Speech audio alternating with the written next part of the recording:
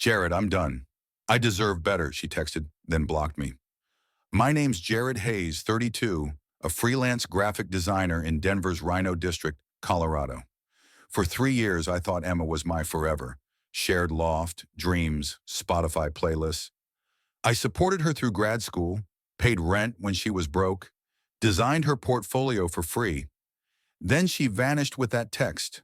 Months later, I learned she wanted me back. The shock? Why she'd left. My revenge was sharp, calculated, and made her regret crossing me.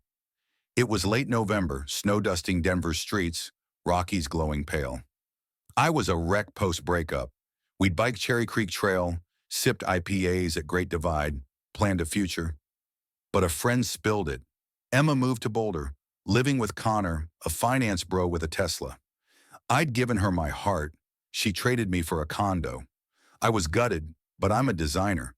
Patterns are my thing, and her betrayal screamed one. One Friday, an email hit. Jared, I messed up. Can we talk? It was Emma, unblocked, begging to meet at Ratio Beer Works, our Rhino spot. My stomach churned, but I went, leather jacket on, stout in hand. She walked in, nervous. I made a mistake, she quavered. Connor's not you. I want us back. I studied her. Why'd you leave? Her answer gutted me. She'd cheated with Connor for months, planning her exit while I paid her bills, thinking he was her upgrade.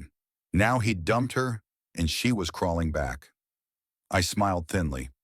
Let me think about it, I said, leaving.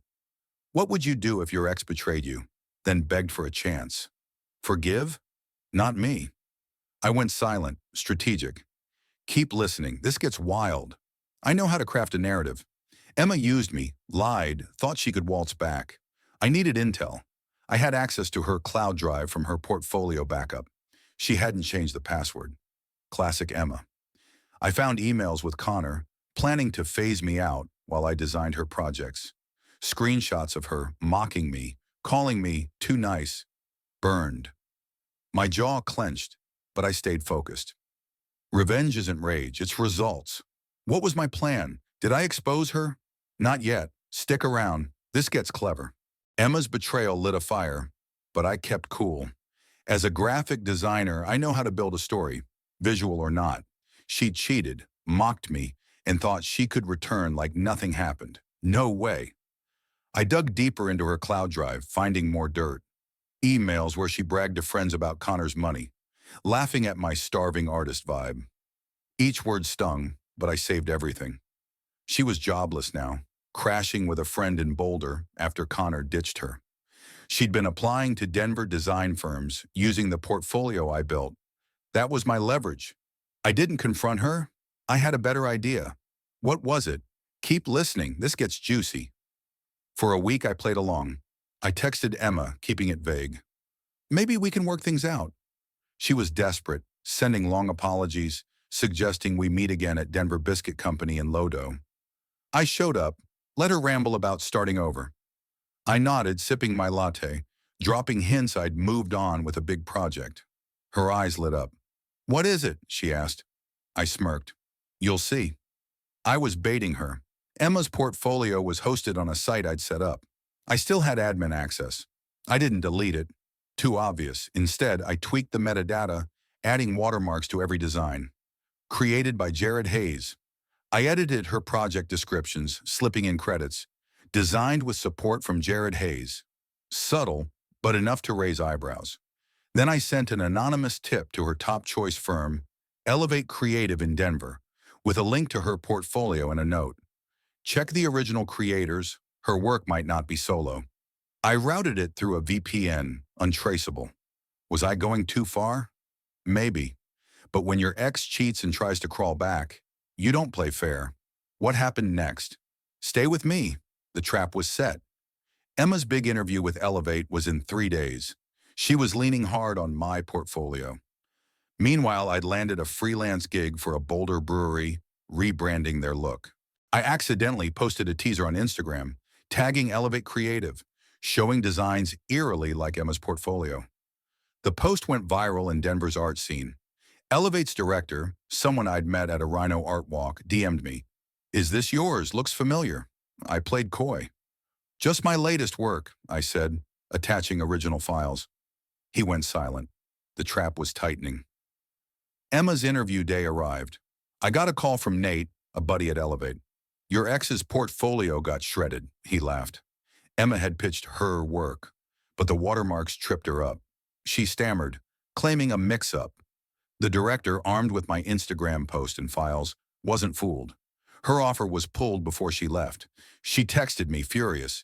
Did you do this? I replied, do what? You wanted better, right? And blocked her. But I wasn't done. Emma had been hyping big opportunities on LinkedIn. I knew her old mentor at CU Denver followed her. I sent him an anonymous email with screenshots of her emails with Connor, her mocking me, and my Instagram post. I posed as a concerned peer, flagging her unethical conduct. The professor shared it in a design group, calling her out. Emma's name was toast in Denver's creative scene. What happened next? Did I stop there? Nope. Keep listening. This gets sweeter. I'd been working on my Boulder Brewery project, pouring my energy into it. The rebrand was a hit, earning me buzz. Elevate's director, impressed by my files, offered me a six-figure contract. I was thriving, but Emma was spiraling. She'd moved back to her parents' basement in Fort Collins, working retail. I heard she'd tried emailing me, begging for closure. I ignored it. My revenge wasn't about confrontation. It was about consequences. Emma thought she could use me, then crawl back. I showed her actions have costs. Why am I telling you this? Because justice sometimes needs a push. What do you think? Drop it in the comments and share your story. My plan was rolling, but one final move sealed it. What was it? Stick around. The end is epic. I knew Emma's ego wouldn't let her quit. She'd try to rebuild her rep, but I had one more card to play. Emma's downfall was sweet, but I wasn't finished. Denver's design scene is small. Reputations stick. She'd been posting on LinkedIn, claiming new beginnings at a Fort Collins agency. I knew she'd use my designs again, rebranded as hers. I'd kept backups of every file I'd made for her portfolio, time-stamped and watermarked. I also had her old emails admitting she relied on Jared's skills. My final move was surgical. I sent a detailed dossier to the Fort Collins agency, anonymously via a burner email. It included her portfolio's original files, my watermarks, and her emails mocking my free labor. I added a note, verify her work's authenticity before hiring. I routed it through a VPN, untraceable. The agency's HR replied to my dummy account, thanking me for the heads up. Emma's new beginning ended before it started. She was dropped from consideration. Nate, my Elevate buddy, heard she'd been blacklisted by two other firms after the CU Denver professor's post spread. My Boulder Brewery project, meanwhile, won a local design award, cementing my name in Denver. Elevate's contract doubled my income, and I moved into a slicker Rhino loft with a Rockies view.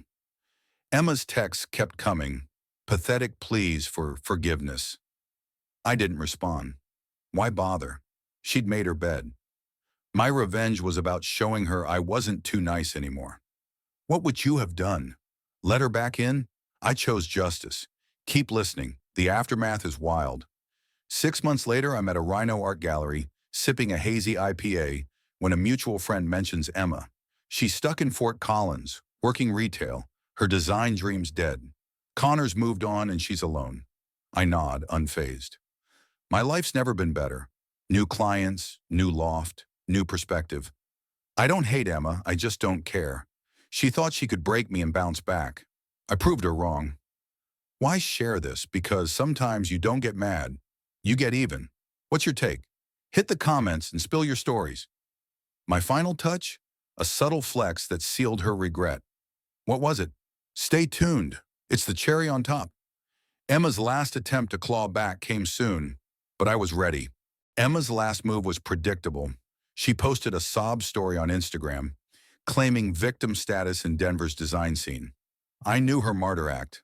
I didn't bite. I dropped my final blow at a Denver design conference, showcasing my Boulder Brewery rebrand. Emma followed the event's hashtag. I mentioned collaborations where some stole my credit, showing slides of my files, hers too, with clear watermarks. The crowd buzzed, insiders knew. Her mentor there nodded. Emma's post tanked under callouts. She deleted it, then her account. My talk went viral on design forums, landing gigs. Emma's name? Ruined. She emailed, "Jared, you broke me." Talk? I ignored it. She cheated, mocked me, used me, thought she could return. My revenge was silent but lethal. Now in my Rhino loft, Rockies in view, I design for top Colorado brands. Elevate's deal is the start. San Francisco calls. Emma's in Fort Collins, selling jeans, dreams gone. I don't gloat. I've moved on. I sleep easy. Betray me, you pay. Why share? Justice is crafted, not given. What's your take on my revenge? Comment, share your story. I'm Jared Hayes, and I turned her regret into my win. What's next? I'm sharper, trust less, live more. If you've been burned, you get it. Subscribe for more tales. Spill your revenge. Emma's gone, but Denver remembers. I'm building my empire. Design by design. Got a betrayal to triumph tale? I'm listening. Drop it below. Keep the fire alive. This is my story. What's yours?